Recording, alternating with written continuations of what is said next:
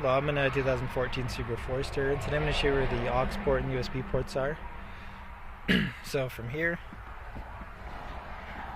you just check in the center, and you should see them right here. So you got a charger port, and then your AUX port and USB ports right there. And then if you got like an aftermarket display installed especially, also we're double checking on the side. Sometimes they run extra cords or cords into the glove box. They might have a cord in here that you can plug into. And if for some reason these different chargers and ports aren't working properly, first I check your fuses. You might have a fuse that's burnt out that needs replaced, because those can make these inoperable. If there's just like a particular one that's not working and that fuse didn't help it, you might need to dig around back behind the plastic here. Maybe there's a loose connection that needs reconnected. But I hope this was helpful. Hope you have a wonderful day.